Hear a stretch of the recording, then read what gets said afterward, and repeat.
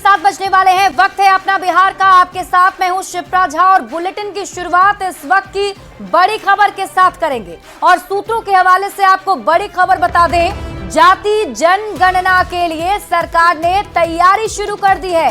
जनगणना पूरी तरह डिजिटल होगा। एआई तकनीक का इस्तेमाल किया जाएगा। ओबीसी के लिए अलग से कॉलम बनाया जाएगा और अब तक एससी एसटी का अलग से कॉलम होता था।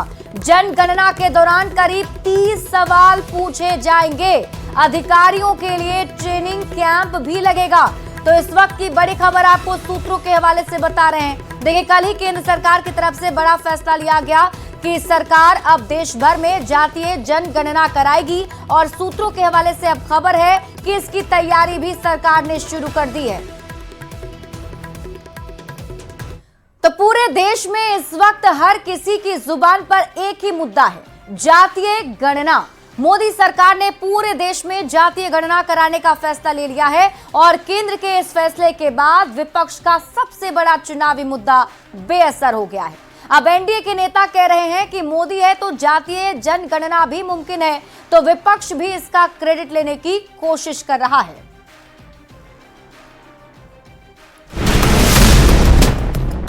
मोदी है तो जाति जनगणना भी मुमकिन है, ये नारा एनडीए के नेता दे रहे हैं क्योंकि प्रधानमंत्री नरेंद्र मोदी ने पूरे भारत में जाति जनगणना कराने का फैसला लेकर इतिहास रच दिया है। पीएम मोदी भारत के पहले प्रधानमंत्री हैं जिन्होंने जाति जनगणना कराने का फैसला लिया है और पीएम के इस फैसले से बीजेपी गदगद है कि पूरे देश में गणना के साथ जातीय जनगणना भी होगा। मैं धन्यवाद देता हूं अपने लोकप्रिय प्रधानमंत्री श्री नरेंद्र मोदी जी को कि आपने एक बहुत ही ऐतिहासिक फैसला लिया है। केंद्र सरकार की जाति जनगणना कराने की घोषणा से पूरे देश की सियासत में हलचल मची हुई है और बिहार में जातिगत जनगणना का क्रेडिट लेने की होड़ भी तेज हो गई है।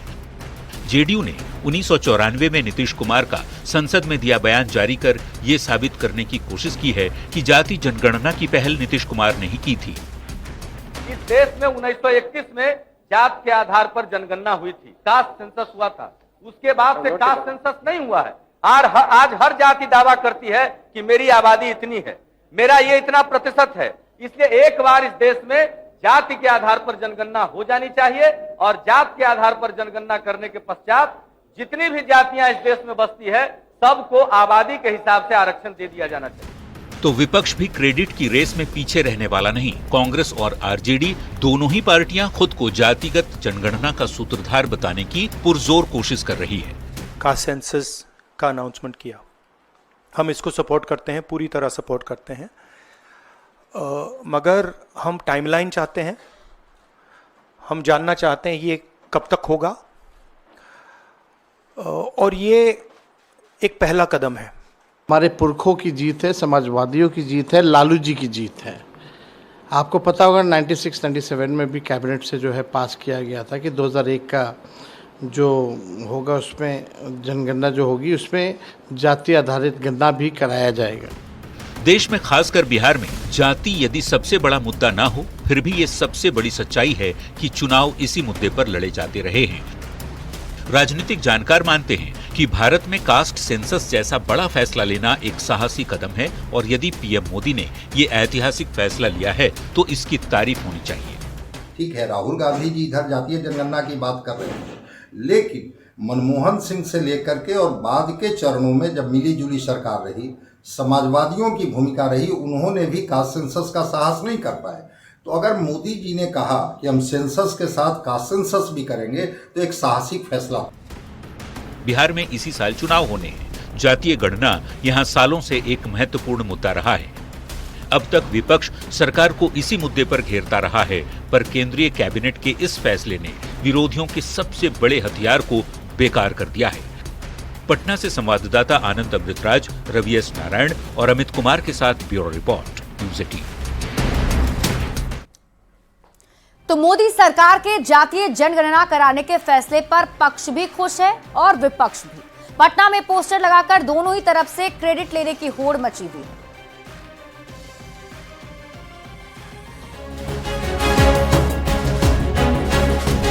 30 अप्रैल 2025 मोदी कैबिनेट ने एक बहुत बड़ा फैसला लिया।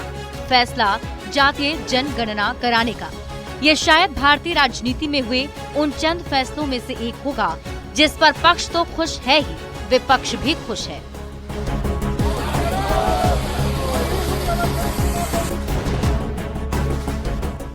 शाम को मोदी कैबिनेट ने जातीय जनगणना का फैसला लिया और सुबह होते ही पटना की सड़कें पोस्टर से पट गईं।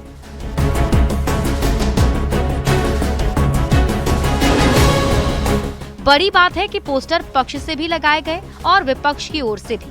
एनडीए ने सरकार के फैसले पर धन्यवाद दिया है, जबकि विपक्ष मामले पर क्रेडिट लेने में जुटा है। पहले एनडीए नेताओं की ओर से लगाए गए पोस्टर को देखिए, जिसमें लिखा है, नीतीश ने दिखाया, अब देश ने अपनाया।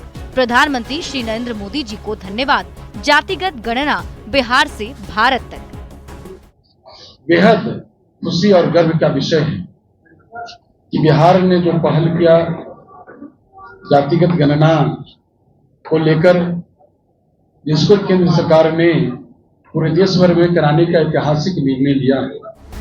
अब विपक्ष की ओर से लगाए गए दूसरे पोस्टर को देखिए। कांग्रेस की ओर से लगाए गए पोस्टर में राहुल गांधी को धन्यवाद दिया गया है, तो आरजेडी के पोस्टर में जातीय जनगणना के फैसले का क्रेडिट लालू प्रसाद और तेजस्वी यादव को दिया गया है। पोस्टर पर लिखा है, लोग झुकते हैं, झुकाने वाला चाहिए। आपसे पूछता हूँ, इस मुद्दे को सबसे पहले किसने उठाया? बोलिए ना। राष्ट्रीय जनता दल। कांग्रेस और आरजेडी की क्रेडिट पॉलिटिक्स पर बीजेपी नेता और बिहार के डिप्टी सीएम सम्राट चौधरी ने तंज कसा है। चार एमपी वाला को क्या क्रेडिट दूं मैं?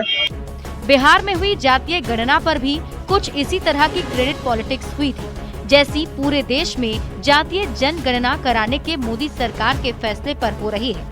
लेकिन सवाल है कि करने वाला सबसे बड़ा या फिर दबाव बनाने वाला सबसे बड़ा। न्यूज़ 18 के लिए पटना से अमित कुमार, संजय कुमार और दिल्ली से अमितेश सिंह के साथ ब्यूरो रिपोर्ट। तो इधर जातीय गणना पर क्रेडिट पॉलिटिक्स की सियासत भी तेज है। आरजेडी और कांग्रेस का कहना है कि उनके दबाव की वजह से केंद्र सरकार ने यह फैसला लिया है, तो एनडीए का कहना है कि ये क्रेडिट सीधे सीधे पीएम मोदी को जाता है। तो जातीय जनगणना नहीं करा सकते थे, लेकिन ये लोग तो कुछ करते नहीं है, सिर्फ चिल्लाते हैं। आवाज नरेंद्र मोदी जी ने समय की नाजुकता को समझते हुए कल उसको निर्णय लिया। बहुत सराहनीय है, बहुत अच्छा कदम है। इससे सामाजिक न्याय के कदम में वह लोग बढ़ेंगे। जाति की जनगणना को जो सेंसस होता है उसमें शामिल किया गया है, लेकिन जनसुराज में हम लोग पहले 3-4 वर्षों से कह रहे हैं कि इस तरह की जनगणना सर्वे से कोई नुकसान नहीं है। जनसुराज इसके समर्थन में पहले से रही है। बिहार में तो ये मुद्दा पिछले 4 वर्ष से डिस्कशन में है, लेकिन साथ में हम लोगों ने हमेशा ये कहा है कि सिर्फ गणना हो जाने मात्र से समाज की स्थिति नहीं सुधर सकती है, और इसका सबसे बड़ा प्रमाण बिहार में है। बिहार में ये गणना की गई, गणना में क्या निकल कर आया? सरकार ने गणना के आधार पर कहा कि 94 लाख गरीब परिवारों को 2 लाख रुपए की मदद दी जाएगी। आज तक तो बिहार में किसी को 1 रुपया नहीं दिया गया। नीतीश है तो निश्चय है, मोदी है तो मुमकिन है। आजाद हिंदुस्तान में कांग्रेस और कांग्रेस नीति गठबंधन देश की जनता की आकांक्षा जातिगत जनगणना हो, इसको पूरा नहीं कर पाई। 1994 में माननीय मुख्यमंत्री नीतीश कुमार जी ने लोकसभा में हुंकार भरा, सत्य परेशान होता है, पराजित नहीं होता। जाति सर्वे करा करके देश में मानक स्थापित किया। अब केंद्र सरकार ने जातिगत जनगणना कराने का फैसला लिया, यह स्वागत योग्य कदम है। बिहार में माननीय मुख्यमंत्री हमारे नेता आदरणीय नीतीश कुमार जी ने लगातार पहले भी केंद्र सरकार से जाति आधारित जनगणना कराने की मांग किए थे, लगातार कर रहे थे। और बीच में केंद्र के प्रधानमंत्री जी, केंद्र सरकार से और माननीय प्रधानमंत्री जी से माननीय मुख्यमंत्री जी ने मिल के आग्रह भी किया था, लेकिन उस समय जाति आधारित गणना कराने की उन्होंने सहमति दी थी। आज कुछ लोगों को मैं देख रहा हूं कि कोई पटाखा छोड़ रहा है, कोई मिठाई खिला रहा है। हमको पता नहीं कि 4 सदस्य वाली पार्टी ये लोकतंत्र को मजाक समझती है क्या? जिस पार्टी का 4 सदस्य हो, लोकतंत्र में विरोधी दल के एक सदस्य के तौर पर बैठने का अधिकार जनता ने दिया। और मैं देश में देख रहा हूं कि 99 सांसद वाली पार्टी भी कह रही है कि हमारे दबाव में सरकार ने ये निर्णय लिया। ये तो हमको लग रहा है कि ये लोग सहयोगी दल हो गए क्या?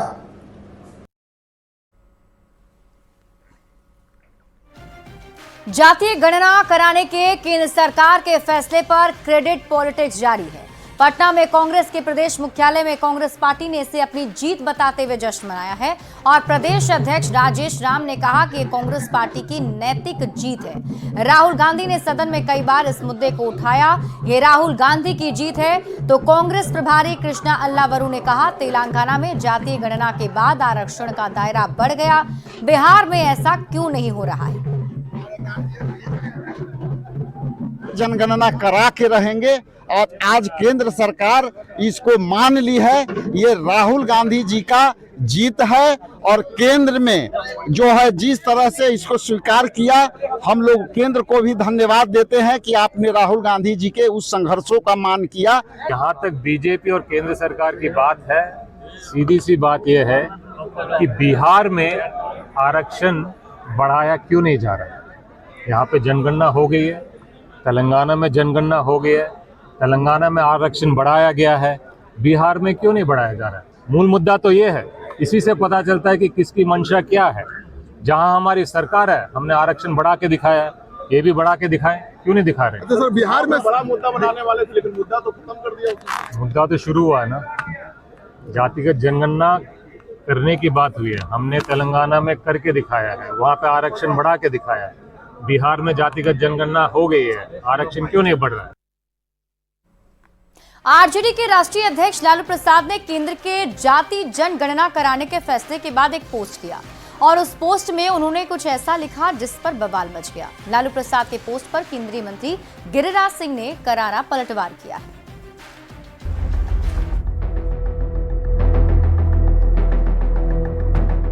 कहा था न कि कान पकड़ दंड बैठक करा, इन संघियों से जातिगत जनगणना करवाएंगे। आरजेडी के राष्ट्रीय अध्यक्ष लालू प्रसाद ने पोस्ट केंद्र सरकार के जाति जनगणना कराने के फैसले को लेकर किया। लालू के पोस्ट पर पलटवार करते हुए गिरिराज सिंह ने कहा कि वो खुद जीवन भर सोनिया गांधी के सामने कान पकड़कर उठक बैठक करते रहे। जिंदगी भर कान पकड़ के सोनिया गांधी के आगे उठ बैठ किए, आरक्षण को दबा दिए। यही लालू यादव हैं जो कांग्रेस के पल्लू में पले थे। गिरिराज सिंह का बयान आते ही आरजेडी और कांग्रेस दोनों ने पलटवार किया और जातीय जनगणना को लालू और राहुल की जीत बताया। प्रधानमंत्री श्री नरेंद्र मोदी जी ने ही कहा था कि सिर्फ 4 जाति होते हैं और अब उनको जातीय जनगणना कराने की बात वो कर रहे हैं, फैसला ले रहे हैं कैबिनेट से। ये तो श्री लालू प्रसाद जी, श्री तेजस्वी यादव जी की जीत है। उनके दबाव में केंद्र सरकार को झुकना पड़ा है। गिरिराज सिंह के बारे में सभी लोग जानते हैं कि गणेश परिक्रमा करके वो अभी तक बने हुए हैं। उनका काम ही है चाटुकर्ता करना और अपने आकाओं को खुश करना और मंत्रिमंडल में बना रहना। क्या अपने क्षेत्र में एक काम करा सके? बिहार को पीएम मित्र योजना जो देने वाले थे वो भी नहीं दिला सके, तो क्या किए? उनका काम ही है कि जब भी वो मुंह खोलते हैं तो कुछ ना कुछ गंदगी निकलता ही है उनके मुंह से। जाति जनगणना पूरे देश में होगी पर चुनाव बिहार में होने हैं, लिहाजा केंद्र सरकार के इस फैसले पर बिहार में जुबानी जंग तेज होती जा रही है। पटना से न्यूज़ 18 संवाददाता धर्मेंद्र के साथ शैलेंद्र की रिपोर्ट।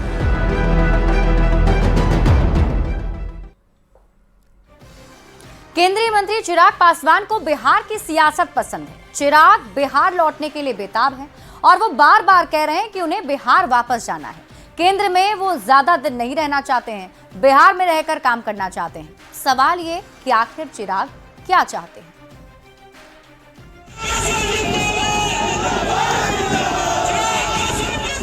चिराग पासवान क्या चाहते हैं, ये सवाल बिहार की राजनीति में इस वक्त हॉट टॉपिक बना हुआ है, क्योंकि हाल के दिनों में केंद्रीय मंत्री बार बार ये कह रहे हैं कि वो बिहार वापस आना चाहते हैं, केंद्र में नहीं बिहार में रहकर काम करना चाहते हैं। 2013 में मेरे नेता, मेरे पिता आदरणीय रामविलास पासवान जी के रहते हुए उनके नेतृत्व में मैंने पार्टी से मैं जुड़ा और सक्रिय राजनीति में आया। बट उस वक्त भी मैंने कहा था कि इवेंचुअली मैं अपने राज्य में जाना चाहता हूं। Unlike my father, who was very clear that he wants to be in the center politics, I am very clear that कि मुझे अपने राज्य बिहार वापस जाना है। बिहार फर्स्ट, बिहारी फर्स्ट की सोच के साथ मैं आगे बढ़ रहा हूं। चिराग इस तरह के बयान तब दे रहे हैं जब बिहार में विधानसभा चुनाव को महज चंद महीने रह गए हैं। ऐसे में उनके बयान के कई मायने निकाले जा रहे हैं। चिराग के बयान से एक बात पानी की तरह साफ हो गई है कि वो खुद को बिहार की राजनीति में केंद्रित रखना चाहते हैं, पर सवाल है कैसे। अगली सरकार में चिराग खुद को कहां देखना चाहते हैं? क्या चिराग पासवान मुख्यमंत्री बनना चाहते हैं? लेकिन चिराग जिस गठबंधन में है उसने ये साफ कर दिया है कि चुनाव नीतीश के नेतृत्व में होगा, तो जाहिर है मुख्यमंत्री भी नीतीश कुमार ही होंगे। खुद चिराग भी नीतीश का नेतृत्व स्वीकार कर चुके हैं। तो क्या चिराग एनडीए में रहकर नीतीश के सहयोगी बनना चाहते हैं? चिराग पासवान की चाहत पर सियासत भी शुरू हो गई है। अगर बिहार की राजनीति में तो वो एक अहम प्लेयर हैं, इसमें कहाँ कोई शक की गुंजाइश है। बिहार में पिछली बार वो हमसे अलग लड़े थे तो उसका नुकसान हुआ था, और इस बार वो पूरी तरह इकट्ठे एकजुट होके और संकल्प है उनका कि नीतीश कुमार जी को 2025 में मुख्यमंत्री बनाएंगे, तो 25 से 30 फिर से नीतीश। कि जनता दल और नीतीश कुमार को राजनीतिक रूप से हाशिए पर पहुंचा दिया जाए, राजनीतिक रूप से उनकी राजनीति को यहीं समाप्त कर दिया जाए। जेपी नड्डा की जो सोच थी, उसी सोच के तहत भारतीय जनता पार्टी चिराग पासवान का इस्तेमाल करना शुरू कर दिया है। भारतीय जनता पार्टी चिराग पासवान को हनुमान बनाना चाहती है और नीतीश कुमार जी को लंका ढाने में काम में लग गई है। वहाँ पे सर फुटअव्वल का एक बेहतरीन नायाब तरीका है कि चिराग पासवान जी बार बार बोल रहे हैं कि बिहार की प्राथमिकता है। चुनावी साल में चिराग पासवान की बिहार लौटने की चाहत ने कई सवालों के साथ संभावनाएं भी पैदा कर दी हैं। देखना ये होगा कि चिराग आने वाले समय में क्या फैसला लेते हैं। दिल्ली से संवाददाता अमितेश सिंह और पटना रिपोर्टर रवि एस नारायण के साथ ब्यूरो रिपोर्ट, न्यूज़ 18। नेता प्रतिपक्ष तेजस्वी यादव बाढ़ में लोहिया जनता दल के राष्ट्रीय अध्यक्ष नल्लू मुखिया के घर गुलाब बाग पहुंचे। तेजस्वी यादव यहां वर वधू को आशीर्वाद देने पहुंचे। तेजस्वी यादव को यहां चांदी का मुकुट पहनाकर स्वागत किया गया और इस दौरान तेजस्वी यादव ने सीएम नीतीश पर निशाना साधा। तो पूरी तरीके से मुख्यमंत्री अच्छे था और माननीय मुख्यमंत्री जी से बिहार से संभला नहीं जाता। अब बिहार में जिस प्रकार से अपराध बढ़ रहा है, दिन दहाड़े हत्या, लूट हो रहा है, सब लोग देख रहे क्या हो रहा है बिहार में।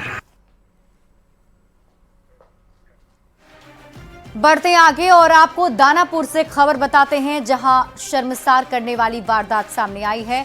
दरिंदों ने पति के सामने डांसर के साथ गैंगरेप की वारदात को अंजाम दिया है। पुलिस ने 2 आरोपी को गिरफ्तार कर लिया, लेकिन इस घिनौनी वारदात से हर कोई हैरान है। पति के सामने डांसर से गैंगरेप, खेत में लूटी डांसर की इज्जत, हथियार के बल पर हैवानियत।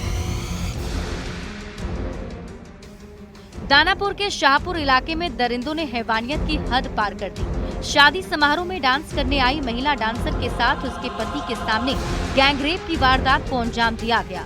महिला डांसर अपने पति के साथ शादी में डांस करने के लिए आई हुई थी। डांस खत्म होने के बाद दोनों सुबह में लौट रहे थे। इसी दौरान महिला के पति ने राहगीर से दिघवारा रेलवे स्टेशन का रास्ता पूछा। राहगीर ने दंपति को मोटरसाइकिल पर बैठने को कहा। लिफ्ट देने के बहाने आरोपी उन्हें स्टेशन ले जाने के बजाय सुनसान जगह पर लेकर चला गया और अपने दोस्तों को भी बुला लिया। फिर वहशी दरिंदों ने पति को बंधक बनाकर हथियार की नोक पर डांसर की इज्जत लूट ली। पीड़िता के बयान पर पुलिस ने तत्काल कार्रवाई करते हुए 2 आरोपी मनोज कुमार और मनीष कुमार को गिरफ्तार कर लिया है। तीसरे फरार आरोपी नागेंद्र कुमार की तलाश जारी है। उसी में जो पीड़िता महिला हैं और उनके पति हैं, वो जब वापस जा रहे थे दिगवारा रेलवे स्टेशन के लिए, तो उसी क्रम में 3 अभियुक्त, जिसमें पहले का नाम मनोज कुमार है, दूसरे का नाम मनीष कुमार, तीसरे का नाम नागेंद्र कुमार है। ये तीनों ही अभियुक्त शंकरपुर डेरा थाना शाहपुर जिला पटना के रहने वाले हैं।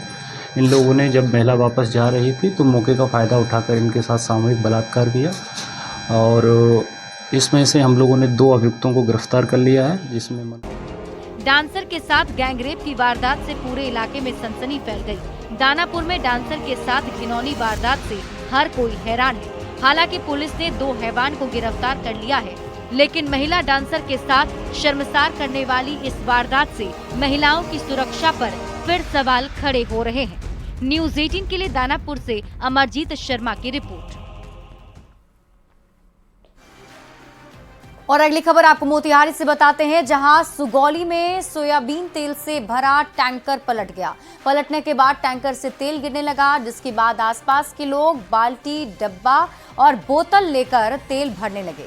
आपको तस्वीरें आपके टीवी स्क्रीन पर दिखा रहे हैं, जिसमें आप देख सकते हैं कैसे लोगों के बीच तेल भरने की होड़ मची है। ग्रामीणों ने जमकर तेल की लूट की। हालांकि सूचना मिलने के बाद पहुंची पुलिस ने भीड़ को कंट्रोल किया और तेल की लूट को रोका गया। पुलिस ने जेसीबी मंगवाकर टैंकर को गड्ढे से निकालकर खड़ा किया है। तो गाड़ी आ गया एक सामने में ट्रैक्टर, उसको बचाने के चक्कर में मैंने इमरजेंसी ब्रेक पकड़ा, गाड़ी एक साइड खींच दिया, गाड़ी पलटी हो गया। अच्छा, क्या लगा हुआ है इसमें कच्चा सोया लगा हुआ है सर। क्या नाम हुआ आपका? मेरा मोहम्मद साजिद खान। कहाँ से लेके आ रहे थे? हम कोलकाता हल्दिया डक से सर। इधर जाता कहाँ यहाँ पे? जी, कहाँ जाना था? इधर नेपाल जाना था। खबर मोतिहारी